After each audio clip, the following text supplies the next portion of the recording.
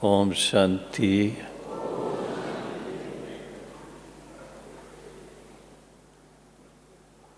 सभी बहनों और भाइयों को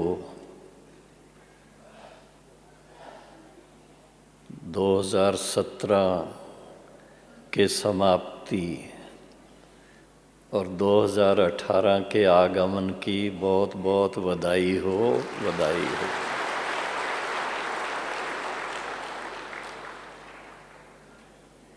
आज के दिन विशेष हम सब भाग्यशाली बाबा के बच्चे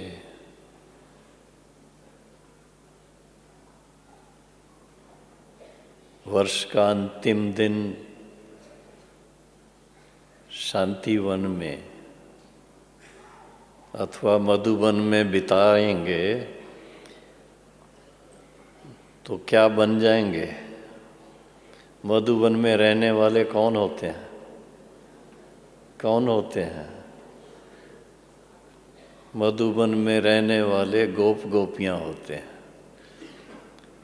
तो सभी क्या हैं? गोपियाँ और गोप हैं या कुछ और हैं? फरिश्ते हैं? दोनों में से क्या हैं आप?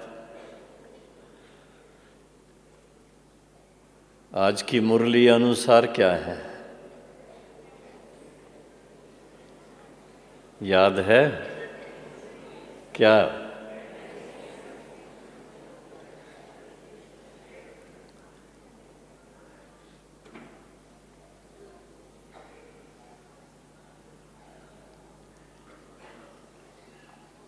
मुरली भी ऐसी जो कितने साल पहले की मुरली, सोचिए। सन 82 की मुरली, अव्यक्त मुरली।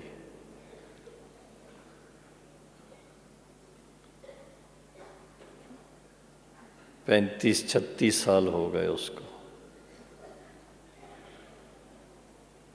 लेकिन 35-36 साल के बाद आज भी जब मुरली सुन रहे थे या पढ़ रहे थे तो क्या लगा आपको? जैसे आज ही हम लोगों को बाबा सन्मुख देख करके फिर से याद दिला रहे हैं।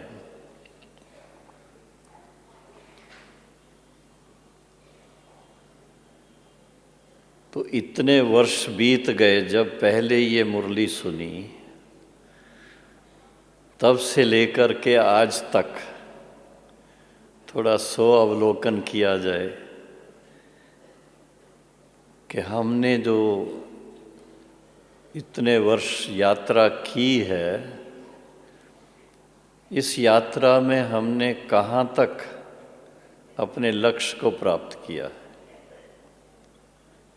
ख्याल में आता है? ये ज़रूर है, एक दो को देखते हैं, स्थूल रूप से देखते हैं तो परिवर्तन तो है। किसी के बाल सफ़ेद हो गए हैं, किसी के बाल झड़ गए हैं, किसी का चश्मा लग गया है। क्या ये सब किस चीज़ की निशानी है? ये निशानी है अनुभवी बनने की।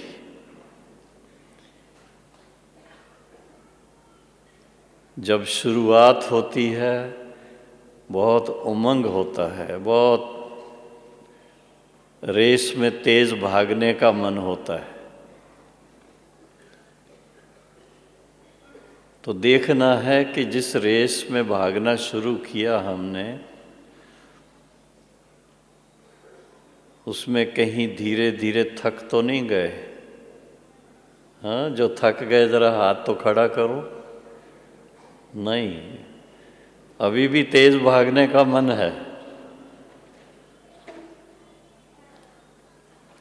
वैसे रेस के अंदर तो जो लंबी रेस होती है उसमें जब भागना शुरू करते हैं तो धीरे धीरे थोड़ा दौड़ते हैं वार्म अप होने के लिए। और जैसे जैसे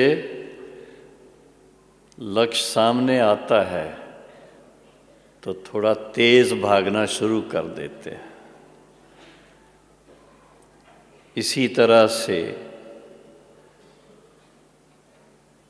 इस ईश्वरी जीवन की जो दौड़ है उसका लक्ष्य बहुत ऊंचा है।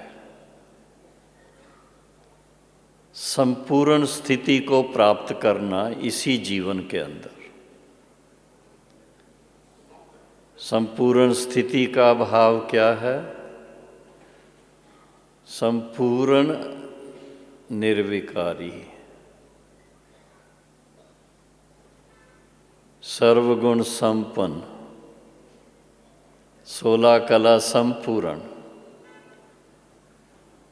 तो ये सभी बातें इसी जीवन में आ जाएं, वो अपना मीटर देखना पड़ता है, कितने तक पहुंचे हैं। और उसमें भी जो बहन जी ने याद दिलाया, साकार बाबा जो हम सब के सामने ऐसी मिसाल कायम कर गए, उनके वो 18 जनवरी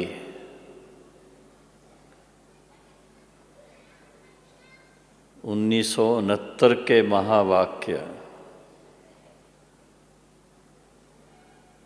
अपने लक्ष्य को बहुत क्लियर बाबा ने सुना दिया। निराकारी सिमरती, निर्विकारी कर्म, निरहंकारी सोच विचार। निराकारी, निर्विकारी, निरहंकारी, ऐसी स्थिति बनाना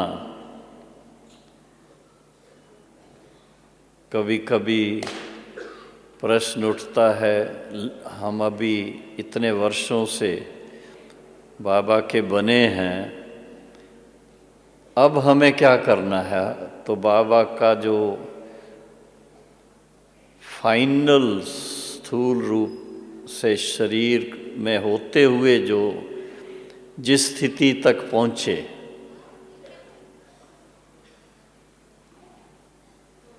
जिसको बाबा की संपन्न स्वरूप की स्थिति कहें, ऐसे संपन्न स्वरूप की स्थिति तक पहुँचने में हमें अभी क्या करना बाकी है?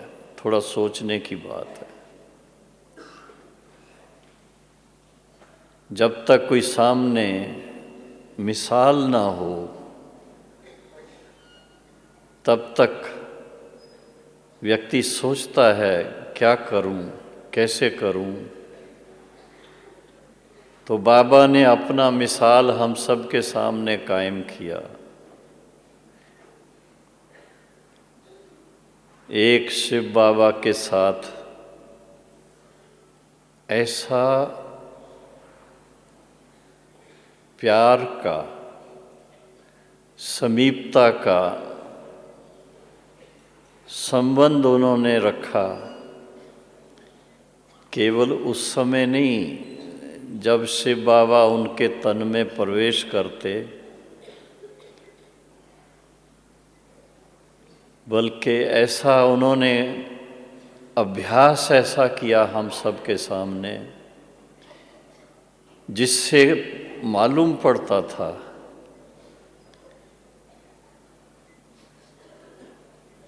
कि या तो शिव बाबा हमारे बिल्कुल सन्मुख है, या तो ब्रह्मा बाबा इस दुनिया में नहीं है। वो वतन में है, और वतन में किसके पास होगा? तो शिव बाबा और ब्रह्मा बाबा की आपस में इतनी दोस्ती कहो, इतनी समीपता कहो, वो हम बच्चों ने प्रैक्टिकल देखी। बाबा ने अपने लक्ष्य को बड़ा स्पष्ट अपने सामने रखा हुआ था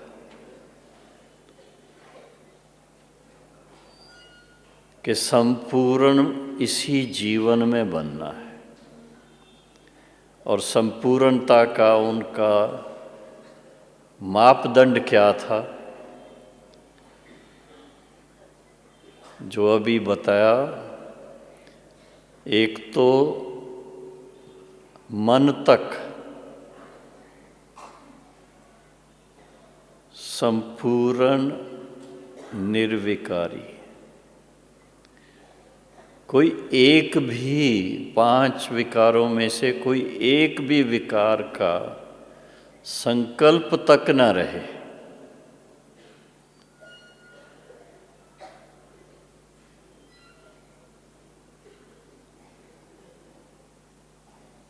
दूसरा, निरंतर बाबा के संग का रंग लगता रहे, याद के द्वारा, जिसको बाबा ने याद की यात्रा शब्द दिया। सोचने की बात है, याद तो करना होता है, पर बाबा ने याद की यात्रा शब्द क्यों कहा? यात्रा इसीलिए कहा कि याद के बल से आत्मा पावन बनती जाए। संपूर्ण पावन बनने तक यात्रा सफल नहीं। जब संपूर्ण बन जाएं, संपूर्ण पावन बन जाएं, बाबा के रोम रोम से, बाबा के नैनों से, बाबा के मस्तक से ऐसा प्रकंपन महसूस होते थे। उनके पास बैठने से इतना शक्तिशाली वो प्रकंपन होते कि हम भी उसमें मगन हो जाते, उड़ जाते। अगर बाबा वतन में तो हम भी वतन में चले जाते साथ में। बाबा दृष्टि देते तो एकदम उड़ा देते। इतना बाबा के साथ जिगरी स्नेह भी था और समीपता भी थी। कभी कभी तो ऐसा होता था, बाबा हंसी में भी भोजन के समय शिव बाबा को आमंत्रित करते थे, बाबा आकर के मुझे आप भोजन कराओ। कभी आपने किया है ऐसे? आप कराते हो बाबा को भोजन, कभी आपने ऐसा नहीं किया होगा कि बाबा आप आकर के मुझे खिलाओ। तो बाबा की समीपता कैसे हम लोगों को मालूम पड़ती थी?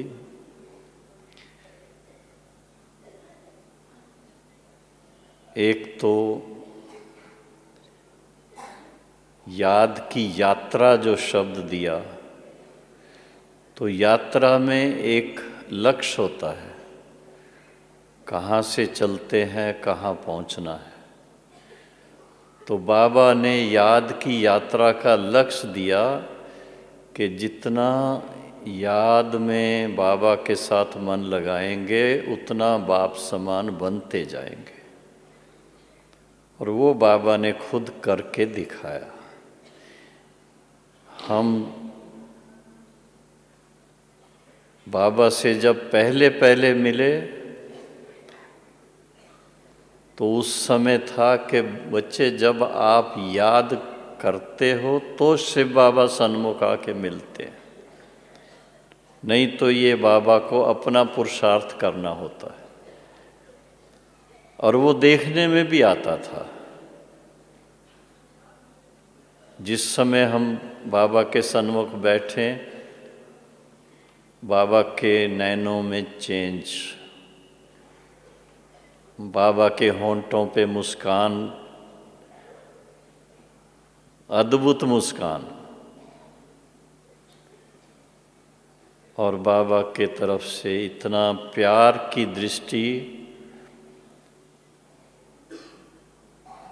और जब शिव बाबा नहीं है वहाँ, साकार में बाबा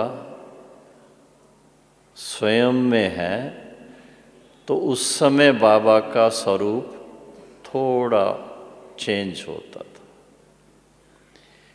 लेकिन जैसे बताया, याद की यात्रा, बाबा के साथ मन लगाते लगाते ब्रह्मा बाबा ने धीरे धीरे शिव बाबा की समानता का लक्ष्य प्राप्त किया। ऐसी स्थिति लास्ट के 2-3 साल हम लोग देखते रहे कि कोई दोनों में अंतर न रहा। निरंतर बाबा का मन शिव बाबा के साथ लगा हुआ, और शिव बाबा निरंतर ब्रह्मा बाबा के संग में दृष्टि देने के लिए एवर रेडी जैसे रहते हो। लेकिन उसके फलस्वरूप कर्म में क्या परिवर्तन आया, वो भी देखने की बात थी।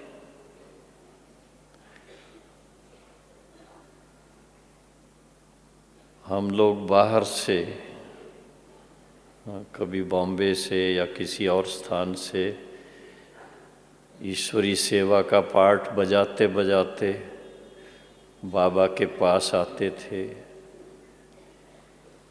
कोई नई सेवा के प्रोग्राम, क्या कहें, प्लान्स लेकर के आते बाबा से डिस्कस करने, या अपनी अवस्था के बारे बाबा से बात करने के लिए जाते।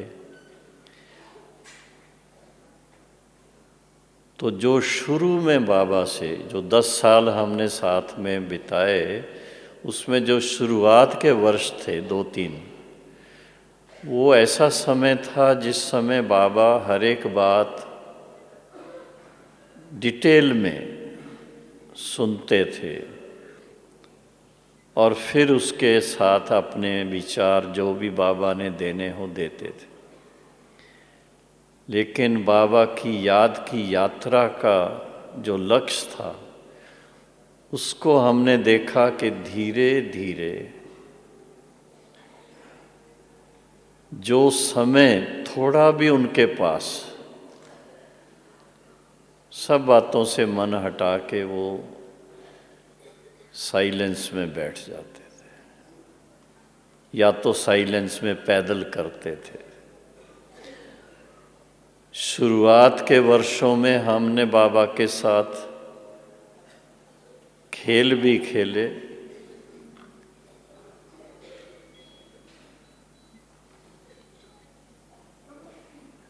भोजन भी साथ में किया, ब्रह्मा भोजन भी किया, बैडमिंटन भी खेली, सब कुछ। लेकिन उस समय भी बाबा का स्वरूप देखते थे, कैसे शिव बाबा के साथ मन लगा के बाबा अपना पार्ट बजा रहे। हम लोगों का बचपन था, हंसते थे, खेलते थे। बाबा की तरह उस समय मन सदा स्थित रहे ऐसा नहीं होता था। लेकिन बाबा हम बच्चों को बहुत प्यार से कहते थे, बच्चे अपना चार्ट लिखो। चार्ट लिखने से आपको पता चलेगा सारे दिन में कितना समय आपने सचमुच बाबा के साथ बिताया, मन ही मन में। और उसमें भी लक्ष्य देते थे, लक्ष्य शुरू से हम सुनते आए, और जब नोट करते थे तो देखते थे उस लक्ष्य तक तो हम पहुंच नहीं पाए अभी तक। बाबा का लक्ष्य बड़ा बहुत सीधा सिंपल था। मुझे 8 घंटे आप भले आराम करो, 8 घंटे अपनी कारोबार करो, लेकिन बाकी 8 घंटे जो हैं वो शिव बाबा के साथ मन लगा करके ईश्वरी ज्ञान का भले अध्ययन करो, तपस्या करो, सेवा करो, लेकिन वो 8 घंटे ईश्वरी कार्य के लिए होने चाहिए। और उसमें भी देखा कि जैसे जैसे समय बीतता गया और बाबा ने मनसा सेवा की बात उसको हाईलाइट किया, मैग्नीफाई करके हाईलाइट किया, ऐसा मैं बोलूँगा कि दूर बैठे भी बाबा कैसे बच्चों को हेल्प करता है, बच्चों को साक्षात्कार करा देता है, और बच्चों तक जैसे उस समय विदेश के भाई बहने कोई इतने नहीं कोई भी नहीं थे विदेश में, जैसे आज की मुरली में था जयंती बहन और उनके माता पिता, वो लंदन में थे उस समय। वैसे ही एक जयंती बहन की फ्रेंड ज्योति बहन, उनके माता पिता कैम्बोडिया में थे। तो बाबा उस समय भी सिर्फ भारत के बच्चों को यहाँ पर दृष्टि दे, यहाँ पर वाइब्रेशन दे, नहीं, विश्व के कोने कोने में जो बच्चे बाबा के बनने वाले हैं उनको उस समय बाबा ने अपना योग का सहयोग दिया। वो वाइब्रेशन उस समय चारों तरफ फैलाते रहे, उनका आवाहन करते रहे। आप देखेंगे किसी किसी मुरली में बाबा ने बहुत, साकार मुरली में भी उन बच्चों को याद किया हुआ है, उनका आह्वान किया हुआ है, और ख़ास कि ये संदेश, ये जो ज्ञान है, ईश्वरी ज्ञान के जो चित्र हैं, त्रिमूर्ति, गोला, कल्पवृक्ष, ये देश विदेश में जाने चाहिए। सभी आत्माओं के लिए ये संदेश है, सिर्फ भारतवासियों के लिए नहीं है, लेकिन सब देशों के बाबा के बच्चे जो भी हैं, जो भी आत्माएं हैं, सबका हक बनता है। तो बाबा की याद की यात्रा को सामने रखते हुए मैं सोचता रहता हूँ कि बाबा ने लास्ट में, जैसे हम बच्चों को कहते थे 8 घंटा योग करना है, तो बाबा खुद बैठ करके बीच बीच में इतने तक अभ्यास करते रहते थे जो 8 घंटा सारे दिन में हो जाए। और उसके कारण बाबा को देखते थे, शरीर में होते भी बाबा जैसे शरीर में नहीं है, फरिश्ता स्वरूप में है। हम लोग बाहर से सेवाएं करके जब बाबा के पास जाते, सेवा समाचार पहले बाबा इतना रुचि से सुनते थे। जैसे जैसे बाबा अपनी संपूर्ण स्थिति की तरफ नज़दीक पहुंचते जा रहे थे, तो बाबा को जब हम कोई बात सुनाने के लिए बैठते, तो बाबा बड़े प्यार से पहले तो दृष्टि दे करके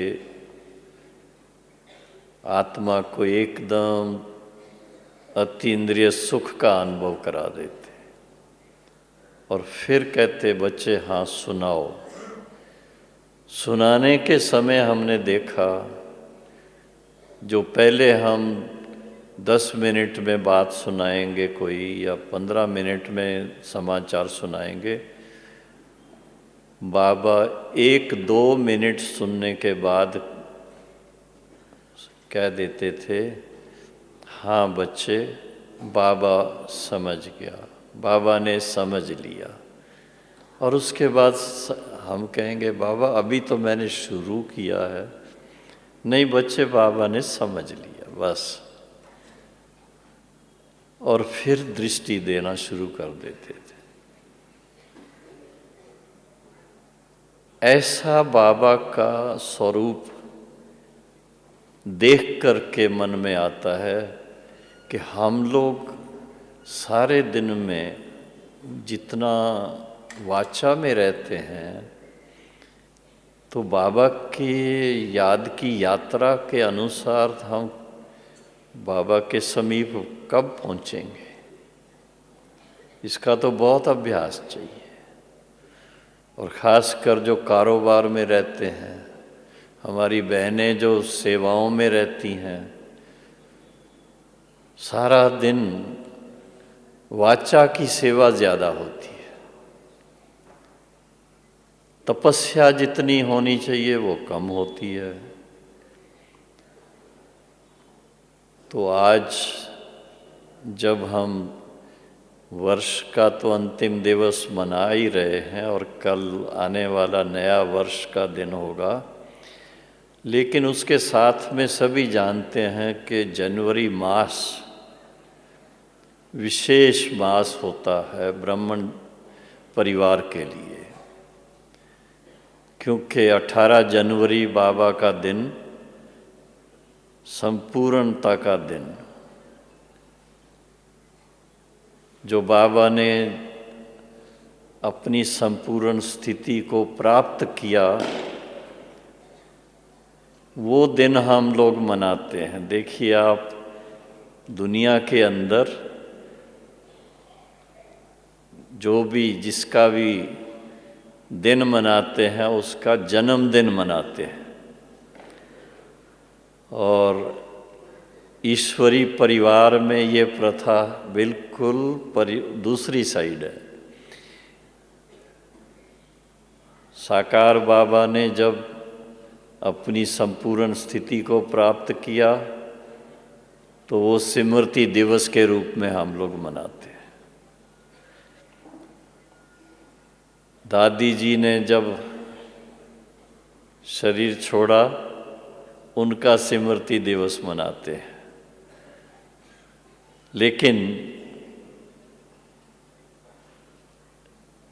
सोचने की बात है कि हम अपने इस लक्ष्य को कहाँ तक पहुँच पाए, बाबा की तरह हमारा जीवन कहाँ तक फरिश्तों के समान बना है। बाबा को देखते थे, कोई भी देखता था, पहली बार भी उनसे मिलने वाले, कोई परिचय नहीं पहले, तो भी उनको देखते हुए बस फरिश्ता ही नज़र आते थे। और फरिश्ते क्या करते हैं सभी जानते हैं। तो बाबा किसी को भी दृष्टि दें, 2 शब्द ज्ञान के सुना करके, बिल्कुल नए भाई बहनों को हमने देखा उनके सामने आते,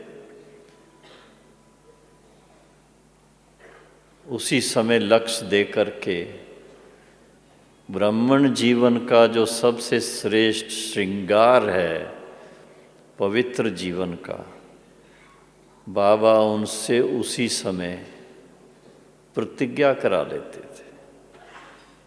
बच्चे पवित्र रहेंगे, अगर पवित्र रहेंगे तो बाबा तुम्हें राखी बांधेंगे।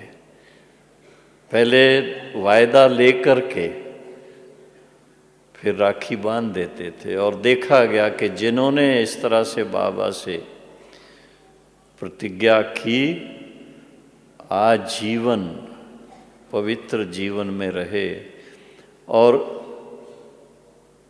पवित्र जीवन में रहने के फलस्वरूप उनका जीवन सफल हो गया।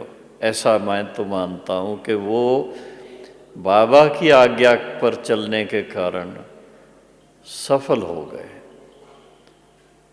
तो बाबा के शब्द कानों में गूंजते हैं कि बच्चे आज्ञाकारी बनो, निरंतर योगी बनो, निरंतर बाबा के साथ अपना प्यार का संबंध स्मृति में रखो, सर्व संबंध बाबा के साथ जोड़ो। उसकी निशानी भी है। भारत में सबसे श्रेष्ठ कौन सा शास्त्र है? हाँ, सभी जानते हैं ना, श्रीमद् भागवत गीता। श्रीमद् भागवत गीता जिसको साकार बाबा हमेशा अपने साथ रखते थे। ट्रैवलिंग भी करेंगे, ट्रेन में भी जाएंगे कहीं तो अपने साथ रखते थे। श्रीमद् भागवत गीता को आज भी कोई खोल करके देखे तो पहले स्टार्टिंग में संबंध क्या बताए हैं? तमेव माताश्च पिता तमेव, तमेव माताश्च पिता तमेव, तमेव विद्या द्रवणम तमेव, तमेव मम देव देव। सभी संबंध उनके साथ है। ऐसा अपने दिल से पूछें हम, क्या सचमुच हमने, अभी सभी जानते तो हैं ना, गीता किसने सुनाई थी? सच्ची गीता कहो, श्रीमद् भगवत गीता कहो, भगवान ने सुनाई थी। तो भगवान तो एक ही है, वो एक निराकार है और उस निराकार के साथ सर्व संबंध का जो सुख है, जिन्होंने साकार के द्वारा प्राप्त किया, वो अपने अनुभव जब सुनाते हैं तो सबको बहुत आनंद आता है। मन ही मन में अगर बाबा के साथ इतना नज़दीक का संबंध जोड़ लें तो बाप समान बनना इजी लगेगा आपको। और बाबा ने आज दिन तक देखो मुरलियाँ कितनी चलाई हैं, साकार में भी चलाई जो रिपीट हो रही हैं, अव्यक्त में भी इतनी चलाई है। और हर मुरली में लक्ष्य क्या दिया? बच्चे बाप समान बनो, उसके नीचे का स्तर का लक्ष्य ही नहीं दिया, इतना ऊंचा लक्ष्य दे दिया। तो मैं सोचता हूँ अगर हम बाबा की जीवन कहानी को ही अपने सामने रखें, ब्रह्मा बाबा की जीवन कहानी को, तो कैसे बाबा ने अपने जीवन को कहाँ से कहाँ पहुँचाया। जब बिजनेस में थे तो बादशाह की तरह जैसे, लेकिन फिर जब परमात्मा के इशारे अनुसार, परमात्मा की श्रीमत के अनुसार निमित्त बन गए, समर्पित हो गए,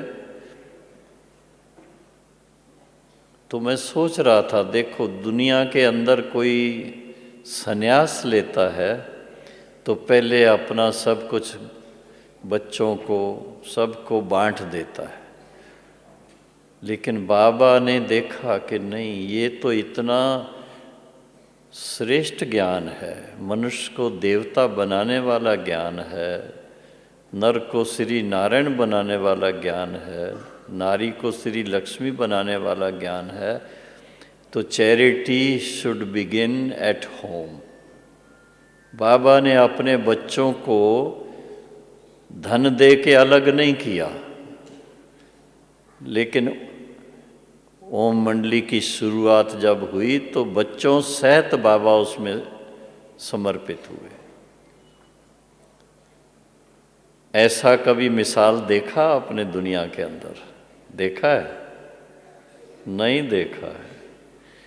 आप भाई बहने भी आप बाल बच्चों वाले सामने बैठे हैं, सोचिए यज्ञ की सेवा के लिए ज़रूर दिल व जान से करते हैं, लेकिन बच्चों सहित जैसे आप इतना सेवा कर रहे हैं, इतना पुरुषार्थ कर रहे हैं, बच्चों को आपने ऐसा लगाया किसी को?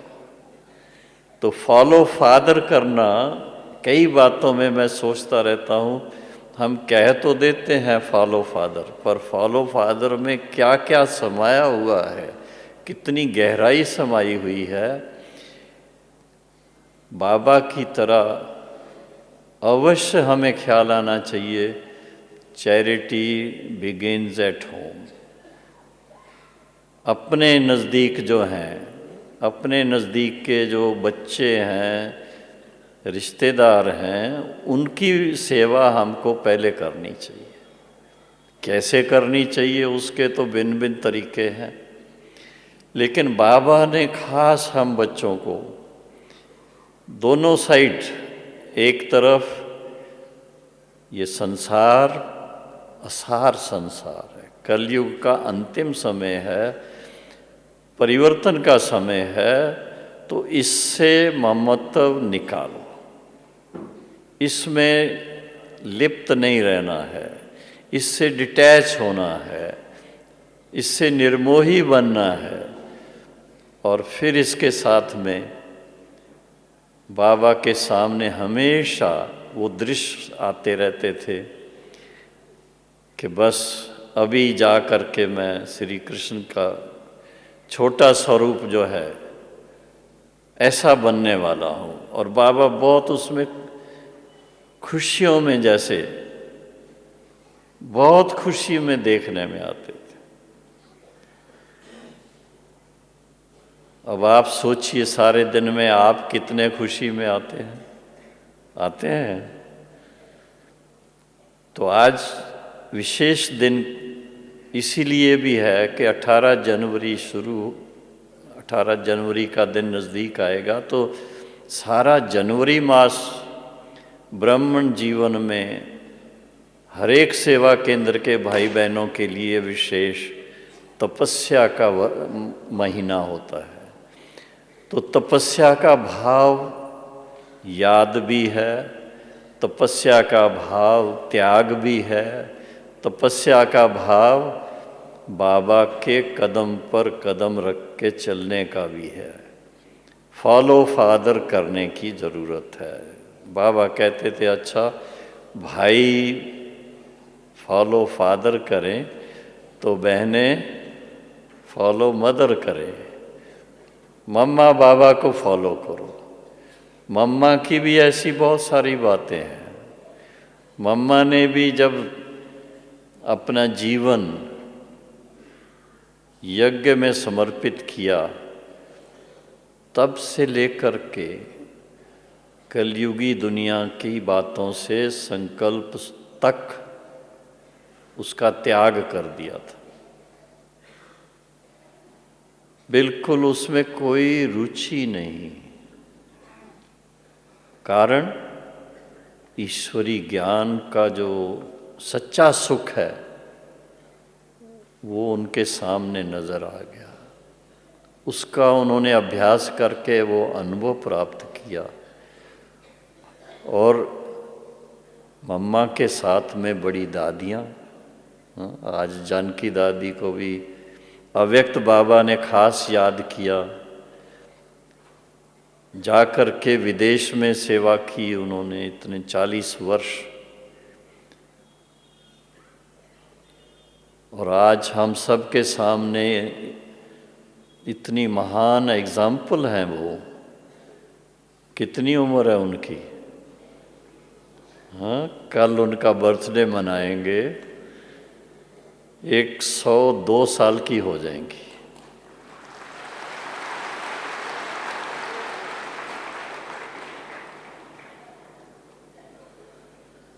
तो बाबा की याद में विशेष जो सेवा करने वाली आत्माएं, उनकी आयु बढ़ती है।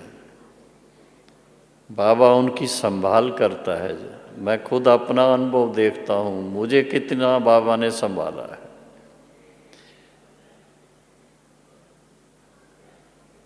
लेकिन जितना टाइम इस संसार में है, एक लक्ष्य ज़रूर चाहिए कि हमारा हर श्वास, हर बोल, हर संकल्प, हर कर्म बाबा के महानतम कार्य विश्व परिवर्तन में जाना चाहिए, व्यर्थ नहीं जाना चाहिए। ये बहुत नोट करने की चीज़ है। विश्व परिवर्तन, किसी एक को भी आपने ज्ञान और योग से गाइड किया, आपको देख करके किसी ने उमंग में आकर के आपको फॉलो किया, तो एक प्रकार से विश्व परिवर्तन में वो आपका बहुत बड़ा सहयोग हो जाता है। जितना हम दूसरों के सामने सेवा का पार्ट बजाते हैं, मैंने देखा उतना स्वयं पर बड़ा ध्यान रहता है। ऐसा नहीं है कि हम दूसरों को तो सुनाएं, गुस्सा नहीं करना है, ऐसा ऐसी वैसी बातें नहीं करनी है, और फिर खुद कभी कभी गुस्सा आ जाए, टेम्पर लूज हो जाए। बहनों, कभी रोना नहीं है। कभी रोना शुरू किया तो कहेंगे ये ब्रह्मा कुमारी हैं, इन्होंने ज्ञान लिया है, फिर इनके आंखों में आंसू क्यों आ रहे हैं। बहुत सोच के चलना पड़ता है। आप सोचेंगे नाम तो इसका सहज ज्ञान, सहज राजयोग है। बाबा ने तो कहा बिल्कुल आराम से रहो। हाँ, सिर्फ 8 घंटा मुझे याद करो। पर आप कभी नोट करके देख लो कितने घंटे आप याद कर किया है कभी 8 घंटा? अगर 8 घंटा रोज याद करें तो क्या प्राप्ति हो जाए उससे, सब बंधन कट जाए, आत्मा बिल्कुल निर्बंधन हो जाए, और जीवन मुक्ति सतयुग की तो बाद में आएगी। इस जीवन में प्रैक्टिकल में जीवन मुक्ति का आनंद आने लगता है। इतना मन खुश रहता है, इतना मन खुश रहता है। प्रैक्टिकल देखा हमने, लेकिन लक्ष्य रखने के बिना वो प्राप्ति नहीं होती है। जैसे बाबा ने लक्ष्य रखा कि मुझे 8 घंटे तपस्या करके ऐसा कर्माती स्थिति को प्राप्त करना है कि बैठे बैठे मुझे शरीर छोड़ना है। ये बाबा का अपना लक्ष्य बाबा ने कभी कभी वर्णन किया था, बाबा से डायरेक्ट सुना हुआ है और प्रैक्टिकल करके दिखाया उन्होंने। मुरली सुना के शाम के टाइम अपने रूम में जा कर के दादी के हाथ में हाथ दे कर के, बड़ी दादी के, प्रकाशमणि दादी के, और बैठे बैठे जैसे ट्रांस में जाती हैं बहनें, ऐसे ट्रांस में चले गए। और फिर ये भी है कि जाने के बाद बड़ा क्लियर, पहले जाने से पहले ही बहुत क्लियर था कि बाबा का अव्यक्त रूप, फरिश्ता स्वरूप, वो भी सूक्ष्म वतन में है और वो संपूर्ण स्वरूप है। उस तक पहुंचना है मुझे, और उस तक पहुंचने के बाद क्या कर रहे हैं बाबा? क्या कर रहे हैं? बाबा ने बहुत अच्छे शब्दों में अपने मुरली के द्वारा ही, अव्यक्त मुरली के द्वारा ही बताया था। पहले तो साकार में, साकार शरीर के लिए मुझे अपने लिए टाइम देना पड़ता था, अब तो सारा ही टाइम बच्चों के लिए है।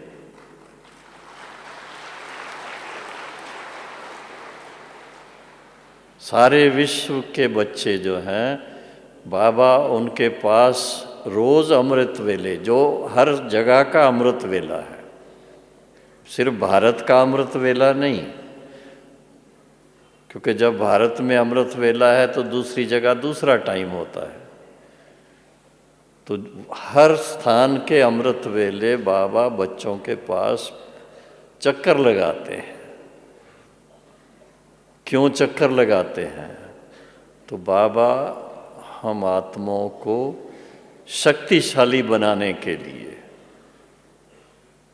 विशेष रूप से अपनी दृष्टि देते हैं। वो शक्तिशाली दृष्टि जब मिलती है तो आत्माएं उड़ने लगती हैं। तो हम सबको कौन सी कला में जाना है?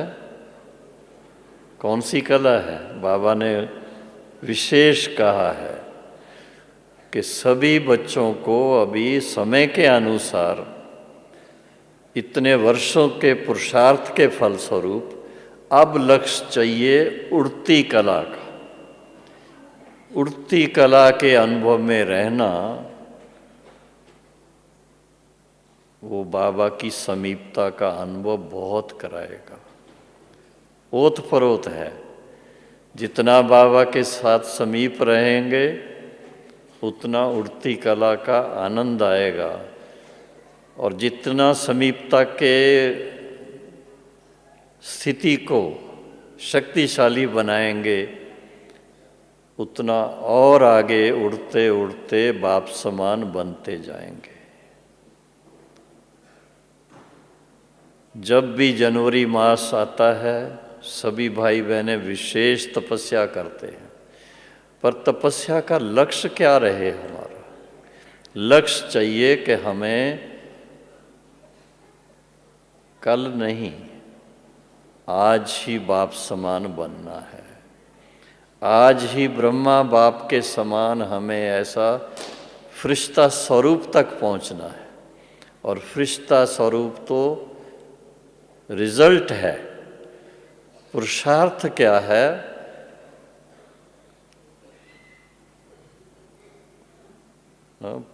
क्या पुरुषार्थ है? एक टिक होकर के बाबा के साथ मन लगाना, ये ना इधर जाए ना उधर जाए। जैसे गाड़ी चलाने समय कहते हैं ना, नाक की सीध में चलना है, ऐसे ही याद की यात्रा में भी एक ही अपना लक्ष्य है, शिव बाबा के साथ मन लगा के ब्रह्मा बाप समान बनना है। जैसे बाबा ने फरिश्ता स्वरूप का अपना जीते जी अनुभव किया और हम सब बच्चों को कराया, हमारे पास भी ये लक्ष्य रहे कि हम ब्रह्मा बाप के कदम पर कदम रखते, अभ्यास करते करते ऐसा ही अपने आप को खुद भी फील करें, और हमारे साथ में भाई बहनें जो रहते हैं वो भी महसूस करें कि सचमुच वो भी आगे बढ़ रहे हैं, हम भी आगे बढ़ रहे हैं, और अपने लक्ष्य की प्राप्ति को बहुत जल्दी प्राप्त करेंगे। दृढ़ संकल्प चाहिए उसके लिए। कभी कभी ऐसा होता है, कभी तबीयत ठीक नहीं होगी, कभी कुछ प्रॉब्लम आ गई, नींद ठीक नहीं की तो अमृत वेला मिस हो जाएगा। एक बार मिस होगा तो फिर वो धीरे धीरे कभी कभी ज़्यादा दिन भी हो जाते हैं। लेकिन किसी किसी का मिसाल ऐसा देखा है, कितना भी बिजी रहें, कितना भी तबीयत कैसे भी हो, लेकिन वो बाबा का जो क्या कहते हैं अपॉइंटमेंट का टाइम है सुबह का, अमृत वेले बाबा बच्चों से खास मिलते हैं। अमृत वेले बाबा बच्चों को खास शक्ति देते हैं। अमृत वेले खास बाबा बच्चों को दिव्य दृष्टि का वरदान देते हैं, तो वो मिस ना करें। मिस किया तो फिर क्या होगा, अभी सोच लेना। आज अगर मिस किया तो कलप कलप मिस होता रहेगा। फिर कलप कलप की बाजी है, एक दिन की बात नहीं है। इसलिए बहुत बहुत एक्यूरेसी अपने अंदर आनी चाहिए। हमारे हर बात में एक्यूरेसी, सर्वगुण संपन्न अर्थात हर बात में एक्यूरेट, भूले नहीं होनी चाहिए, नहीं तो भूल भुलैया में पड़ जाएंगे। फिर अगर भूल हो जाएगी तो क्या कहते हैं, भूल भुलैया के खेल में चले जाएंगे। इसलिए अभी भूल भुलैया का खेल बंद और बिल्कुल सीधा तेज रफ्तार से उड़ती कला में जाकर के बाबा के पास, बाबा के समान फरिश्ता स्वरूप तक पहुंचने का लक्ष्य रखना, ये अभी हमारे पास उसके लिए हिम्मत भी चाहिए और हिम्मत के साथ पुरुषार्थ भी चाहिए। दोनों बातें चाहिए। सिर्फ हिम्मत, हाँ हिम्मत शब्दों में आ जाती है, पर प्रैक्टिकल पुरुषार्थ भी चाहिए। बड़ी तपस्या है वो, इजी नहीं है, मैं ये ज़रूर कहूँगा। अपने हर बोल पर ध्यान रखना, अपने हर संकल्प पर ध्यान रखना, अपनी हर नज़र पर ध्यान रखना, हर कर्म पर ध्यान रखना, ये बहुत बड़ी तपस्या है। और एक प्रकार से यूँ कहेंगे कि हम सारे संसार के सामने ऐसा मिसाल कायम कर रहे हैं कि वास्तव में दिव्य जीवन होती क्या है। दिव्य जीवन परमात्मा पिता ब्रह्मा बाबा के द्वारा कैसे हम बच्चों को सिखा करके ऐसा योग्य बनाते हैं, और हमारी दिव्य जीवन के फलस्वरूप ही इस सृष्टि पर देवी देवताओं का राज स्थापन हो रहा है। आप सोचिए कितना बड़ा कार्य कर रहे हैं आप, कितनी महान कार्य के निमित्त हम आप सभी भाई बहनें इस समय अपने पुरुषार्थ में लगे हुए हैं। देखने में साधारण हैं सब, पर कार्य असाधारण कर रहे हैं। तो सभी बाबा के साथ इस तरह के कार्य में दिल व जान से, सिक व प्रेम से सभी हर सेकंड, हर संकल्प, हर दिन ऐसा पुरुषार्थ करने के लिए जो तैयार हैं, वो हाथ तो खड़ा करो। बहुत अच्छी बात है, अपने लिए ताली बजा लो। फिर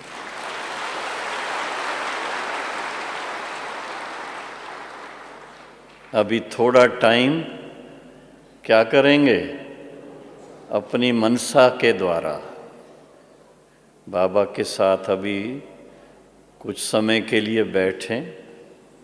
बहुत ही जिगरी खुशी में आके बैठना है। बहुत प्यार से बाबा को अपने हृदय पटल पर, मन पटल पर थोड़ा सा सामने देख करके, ब्रह्मा बाबा के द्वारा ही शिव बाबा को अनुभव करने के ख्याल से, खास बाबा की याद में, बाबा के संग नैन मुलाकात करते हुए इसी संकल्प से बैठें कि हम बाबा से शक्ति लेते लेते स्वयं को भी संपूर्ण बनाने में गतिशील हैं और सारे विश्व को सच्ची शांति के प्रकंपन देने में भी गतिशील है। उसी लक्ष्य को लेकर के मन ही मन में सोचें,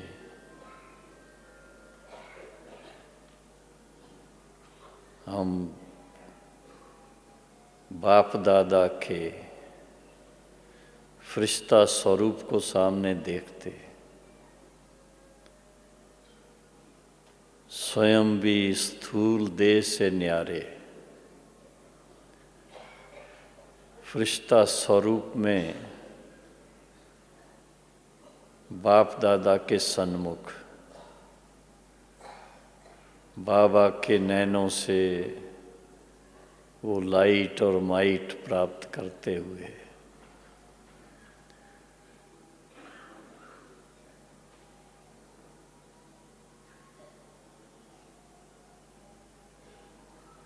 अपनी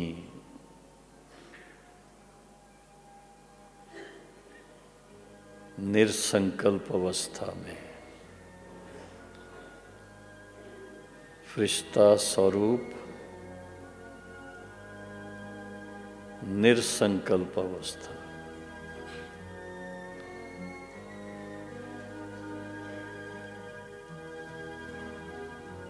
उसको निर्विकल्प समाधि भी बोलते हैं।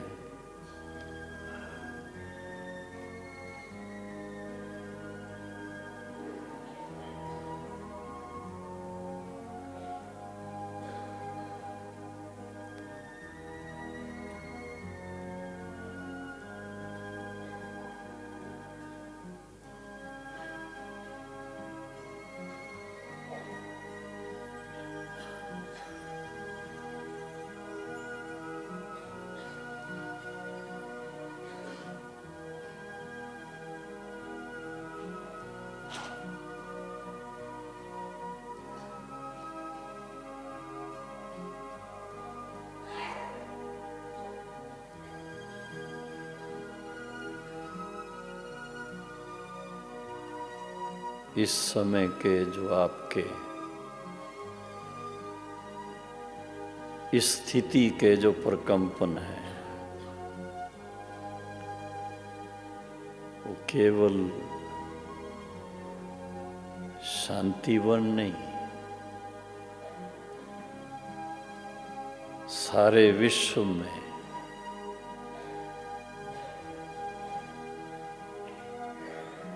बल्कि सारे ब्रह्मांड में पहुंच रहे हैं।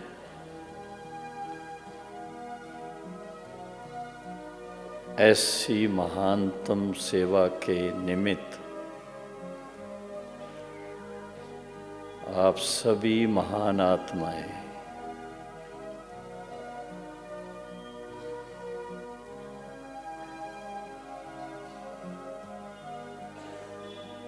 इस समय फरिश्ता स्वरूप में स्थित और भविष्य में सतयुगी देव स्वरूप बनने वाली आत्माएं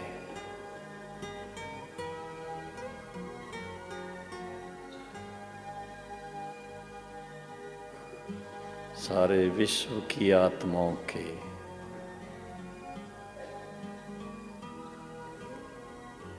कल्याणकारी आत्माएं।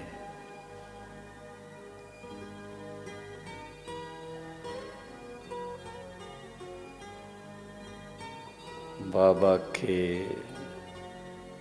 नैनों के नूरे रतन,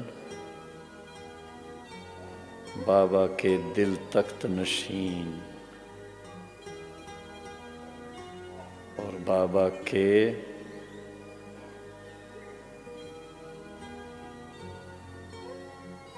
माला के अमूल्य रतन, ऐसा अपना सोमान हमेशा अपने दिल में, अपने मन में स्मृति में रखें।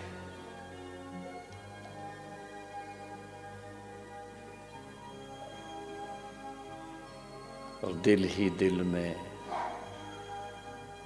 बाबा को प्यार से